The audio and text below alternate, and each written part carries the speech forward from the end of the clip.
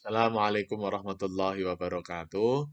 Bismillahirrahmanirrahim. Alhamdulillahirrabbilalamin. Wassalatu wassalamu ala asrafil anbiya'i wal mursalin.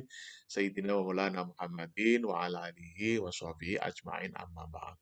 Bapak, Ibu, saudara-saudara, sahabat-sahabat, kawan-kawan, rekan-rekan, teman-teman, dan adik-adik semua. Alhamdulillah kita bisa bertemu kembali dalam Ainur Rafiq Down Channel.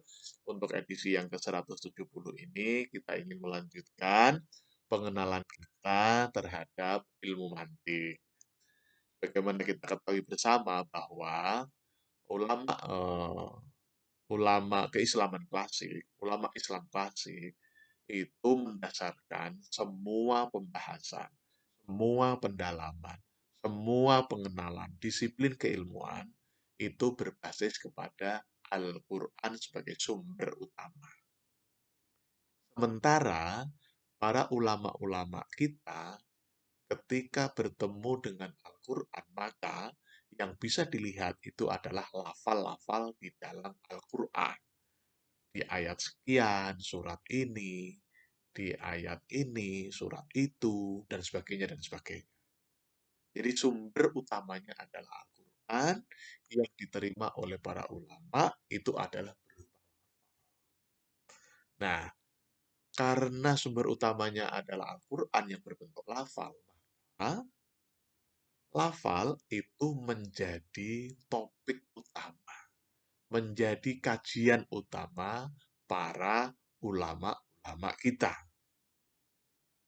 Kemudian, karena ulama-ulama kita itu memiliki pemikiran yang berbeda, memiliki keahlian yang berbeda, memiliki concern yang berbeda, maka muncullah berbagai ragam keilmuan.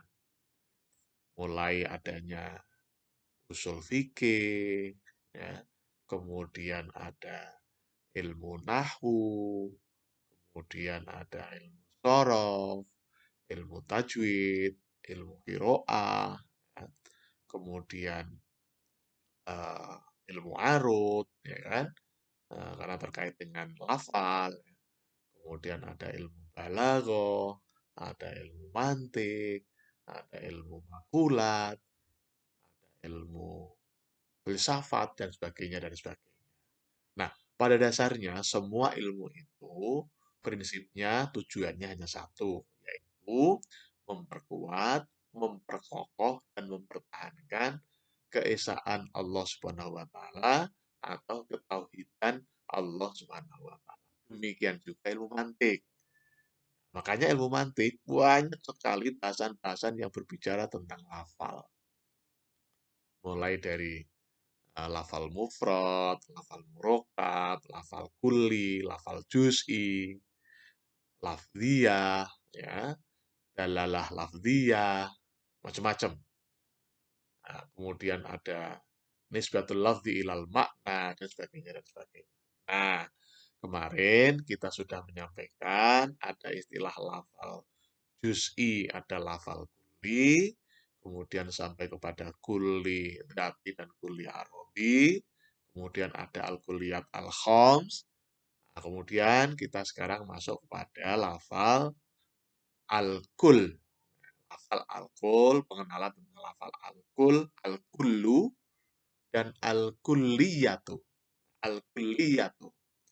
Demikian juga al-juz'u dan al-juz'iyatu. Nah, ini perlu pembahasan terkait dengan ini perlu kita kembali ke lafal al-juz'i atau lafal kulli. Ya. Lafal juz'i dan lafal kulli. Kita perlu mengulang lagi karena ini ada kaitannya nanti ya.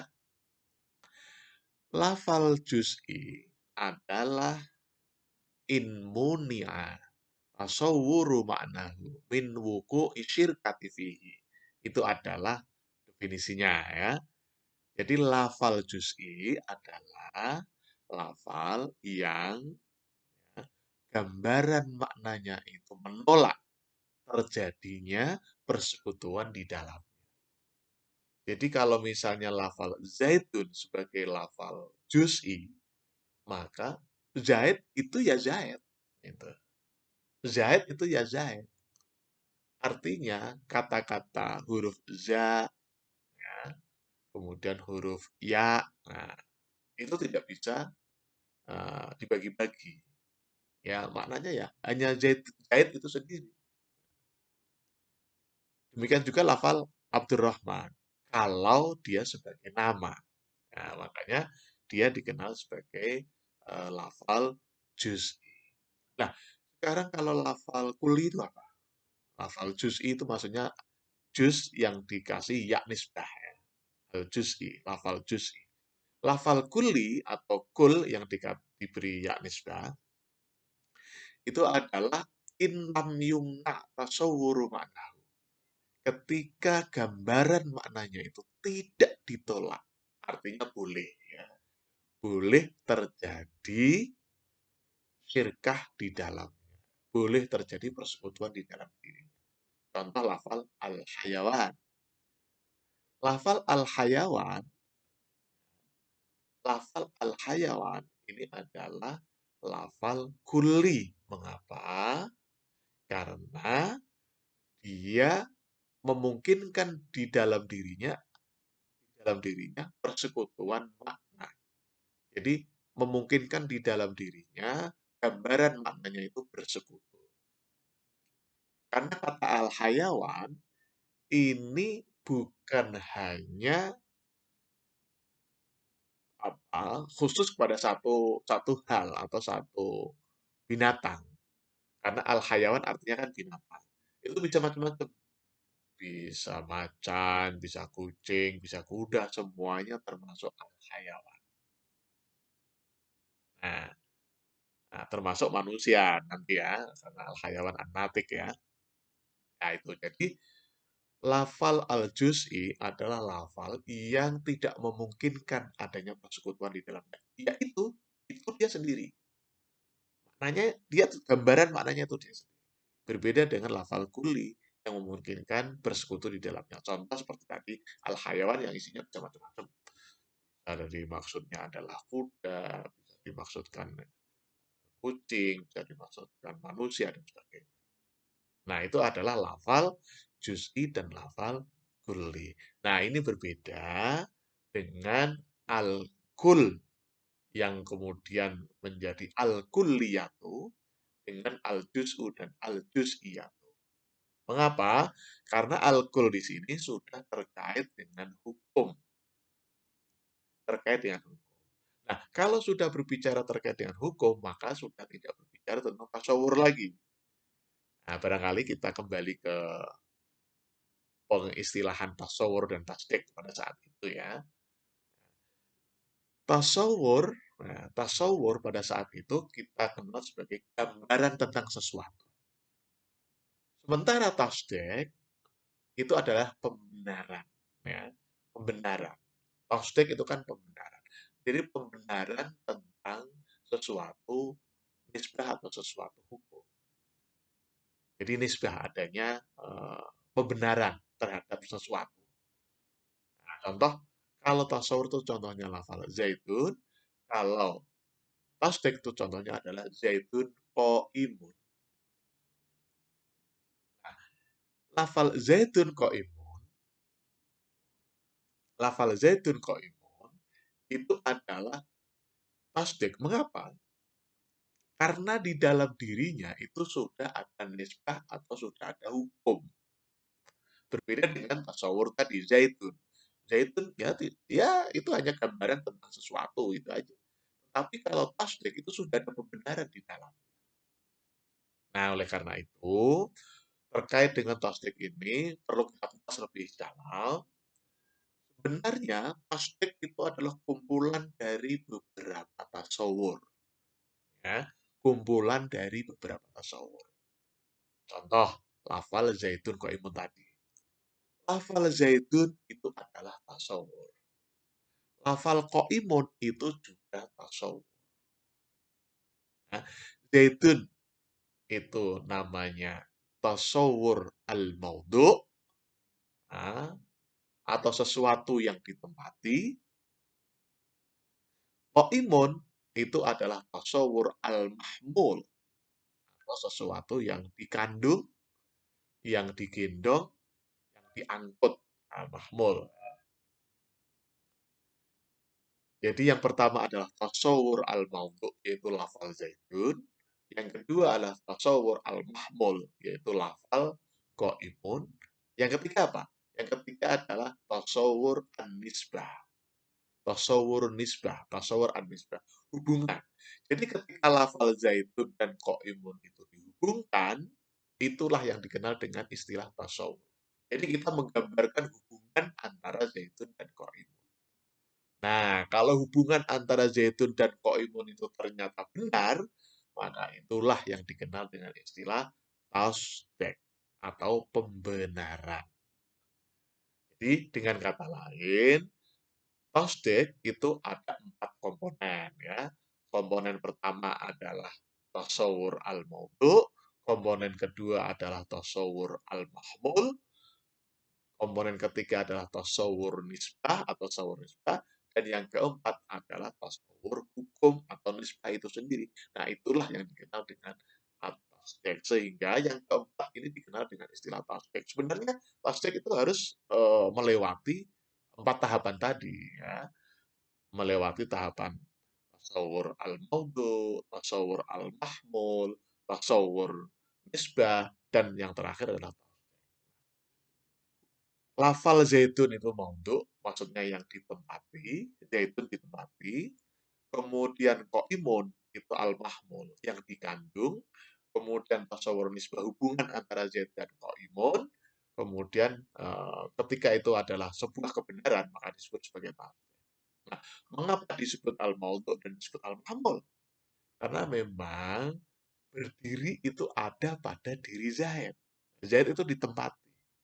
Zaid itu ditempati sifat atau kondisi berdiri. Kondisi berdiri. Nah, itu ya. Jadi yang terkait dengan uh, lafal juz'i, lafal kulli, itu berbicara tentang inmuni atau sawuru maknahu min wuku'i syirka. Kalau lafal kulli itu adalah in lam yumna tasawwuru maknahu min wuku'i syirka. Itu adalah lafal, maka di sini berbicara tentang tasawur, berbeda dengan al-kullu.